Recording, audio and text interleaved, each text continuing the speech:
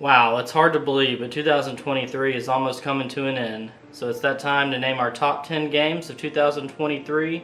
I just want to tell you before we get started, I play everything from NES all the way up to current gen. So there's going to be a little collective mix in here. But stick around, I guarantee you'll find something new and something you'll love. So let's get started. Starting off at number 10 is the only game I actually don't own a physical copy of, and that is going to be Oxenfree. Oxenfree is basically a walking simulator, but it's also so much more than that. The personality and the charm are definitely the selling point of this game. The characters, the atmosphere, the artist aesthetic of the whole game is just unique and something you truly have to experience for yourself. It also has some horror elements to it and a very darker tone at times. And you will witness some dark things in this game. I haven't got a chance to pick up the second one yet, Lost Signals, but I'm very excited to dive into that one in the future. Hopefully they release a physical for it. But if you haven't given Oxenfree a chance, please pick it up. You won't be disappointed with this one. Usually you can find it pretty cheap digital, and it's just a fun game. I think it has different endings too, based on the decisions you make throughout the game. And I've always kind of enjoyed games like that. They're kind of like a palate cleanser for me. After I've played something very intense or just very drawn out, a very long game, it's nice to go to something a little more linear, a little bit shorter, and just laid back and chill, and just overall a good vibe. So check out Oxenfree. Coming in at number 9, we have Mafia, the definitive edition for PlayStation 4. I love this game. Such a great story, amazing characters, one of the best twists in video games, especially for this era. I remember playing the original Mafia back on PlayStation 2, and it was hard as shit. I'm not gonna lie, that's why I didn't beat it back in the day. It had kind of realistic physics in terms of the driving mechanics, and you could get pulled over by the cops. It was very realistic. You had to go the speed limit at times, or the cops would be on your tail and start chasing after you. But it's such a good time, in my opinion. I love The Godfather, Goodfellas, and all that stuff, and you basically get to be playing out your own little mafia story.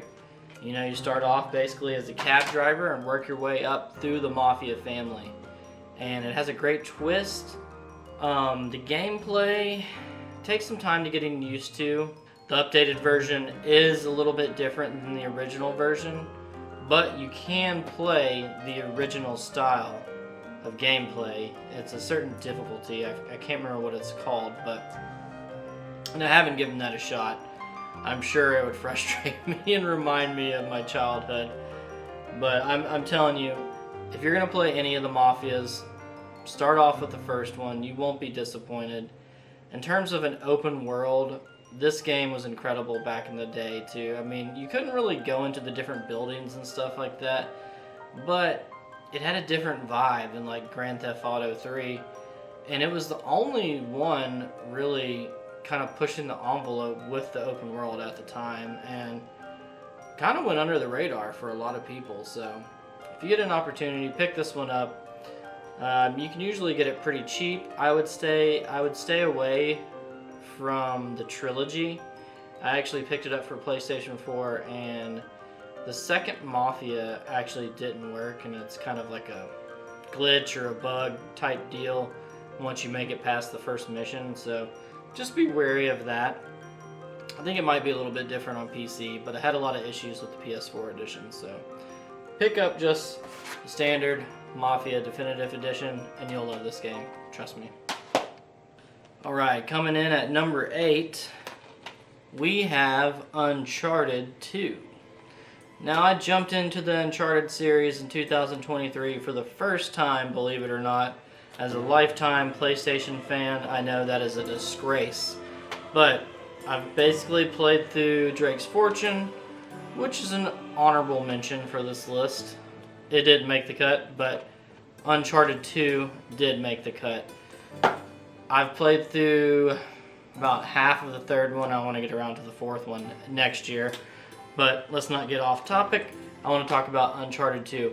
Everything the first one did, this one did better. The story, the set pieces, the combat.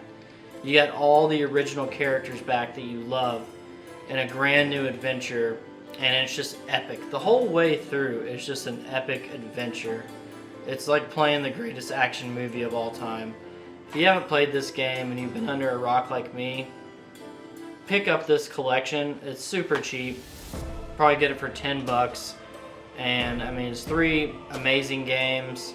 Third one hasn't really pulled me in like the second and first one, but Drake itself has so much character, and you got Sully, and just the whole cast is just incredible and a blast to play along with, to be honest with you. So Uncharted 2, we got it in my number 8 spot for 2023. Coming in at number 7, we have Condemned Criminal Origins for the Xbox 360. This is a game I had heard a lot of YouTubers talk about over the years. I had seen the title, or the title, the box art I remember from back in the day, but it was one of those games I just overlooked, honestly. I'd never heard of the series, never gave it a shot. Decided to jump into it this year because it was on a lot of top 10 horror game lists and hidden gems and blah blah blah. And let me tell you, it lived up to the hype.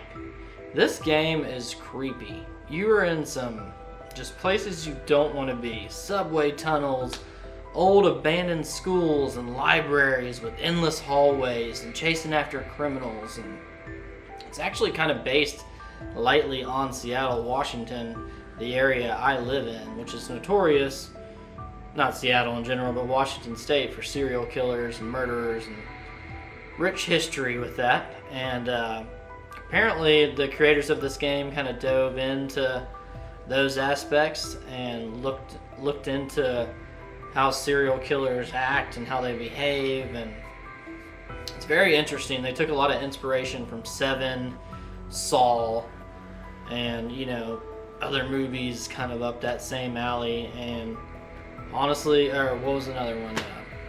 The X-Files, because you're doing like an investigative. You are a cop. You're investigating murders and crime scenes. So you have like investigation tools, and that kind of breaks up the gameplay. But outside of that, you're smashing like freaks over the head with iron bars and basically anything you can find laying around. You'll get a gun every now and then, but it's really the melee combat that stands out in this game. So that's my number 7 game for 2023, Condemned Criminal Origins. Another one you can pick up very cheap, by the way. Coming in at number 6, we have the original Alan Wake for Xbox 360. Now, I know they've remastered this, and Alan Wake 2 is out, catching the world by storm, and I'm sure that's a lot of people's number 1 game of the year, but fortunately, I don't have a PlayStation 5 yet, so can't play that one yet, and probably won't buy it until they release a physical copy, honestly. I will pick up the remaster of this for PS4 eventually, and I find a lot of these games out in the wild, and that's why I have like the Xbox 360 version and not the remastered version. But honestly, the game still holds up great. I thought the story was incredible. Kind of ends in a weird way, but I'm sure the second game will kind of explain some of that ending in some way or form. But another game that has incredible creepy atmosphere of the Pacific Northwest. A lot of horror games are based out of this area I live in, which is interesting. But the atmosphere of the woods and just people coming out of the shadows and the gameplay with the flashlight, just very unique for its time. And it's almost like playing like a crime novel type deal where you're playing out different chapters of a book you've written, basically. And it's just a great game. A lot of people recommended it over the years, and it's very cinematic for its time too. So if you haven't played the first Alan Wake, make sure you give this one a shot, especially before you play the new one. Trust me, you'll enjoy it. Alan Wake, another cheap one you can pick up for $10 or so. Gonna be a common theme on this list. Alright, now we're getting into the really good stuff. This is my top 5 of 2023. And at number 5, we have A Plague Tale: Innocence. The Plague Tale series is such an incredible, underrated franchise, and I really want to play the new one, Plague Tale: Requiem, but don't have a PS5. So I picked up this one in the meantime, and I tell you what, it is absolutely stunning, captivating. The story will grip you and just grab you. I mean, the story of Hugo and Alicia is so powerful and so inspiring and so moving at times. It's just,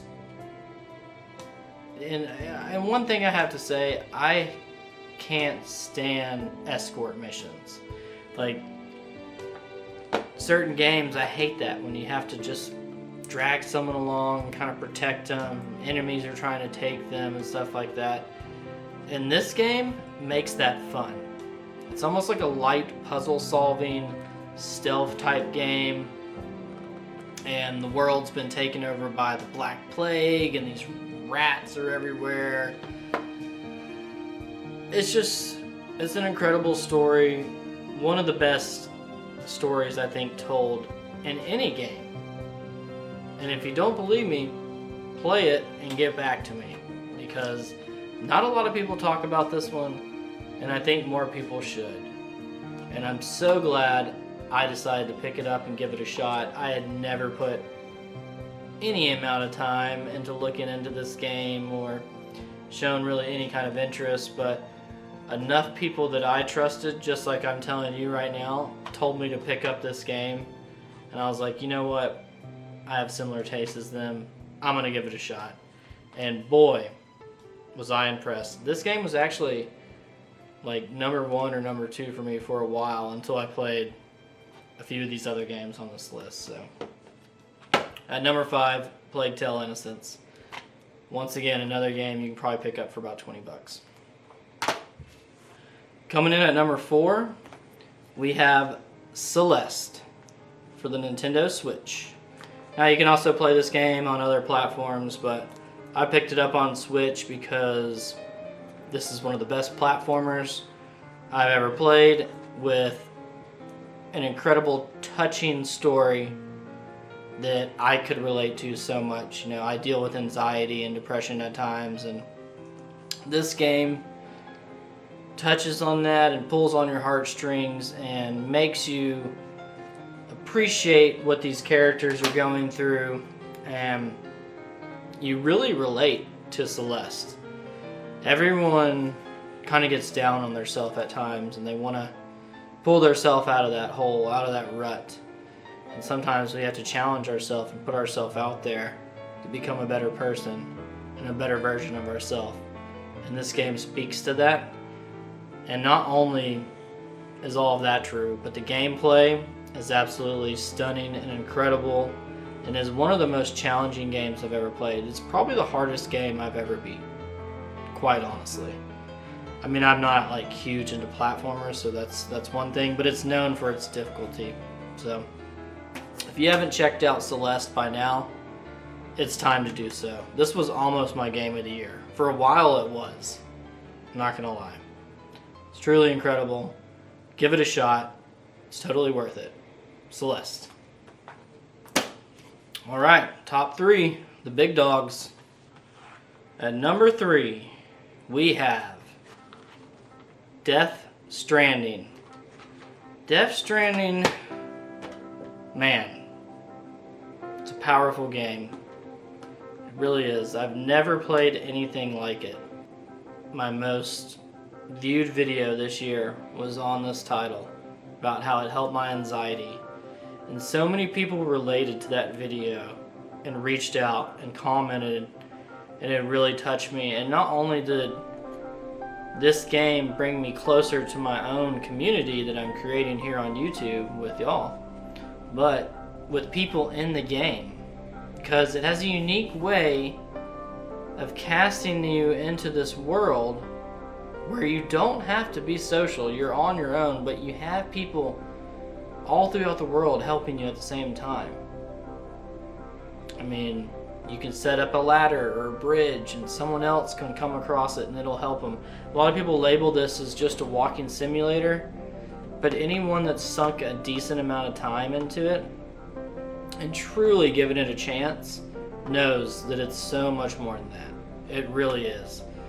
Hideo Kojima is one of my favorite creators of all time. I'm a huge Metal Gear Solid fan, and this is another just home run for me. I cannot wait for Death Stranding 2, and I cannot wait for OD.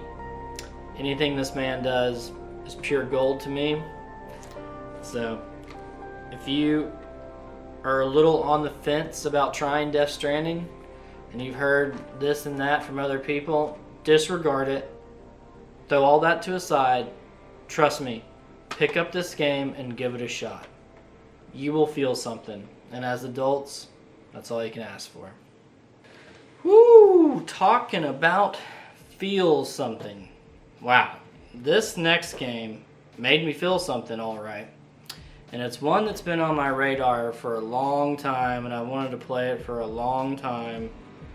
It's pricey, and that's the reason why I haven't played it. But I finally decided this year to pick it up. And damn, am I happy that I did. It was so close to taking the #1 spot for me. But hey, #2, there's no shame in that. And we are talking about Silent Hill. This is the Restless Dreams version for the original Xbox. But I'm actually selling this copy because I want to pick up the PlayStation 2 version. I want to have the complete series on PlayStation 2, but that's besides the point. What can I say that hasn't already been said about Silent Hill 2? It's one of the greatest psychological horror games of all time. On top of that, just one of the best horror games of all time. It still holds up today. It's so bizarre, so creepy, so profound, so touching. It stays with you. This game really does.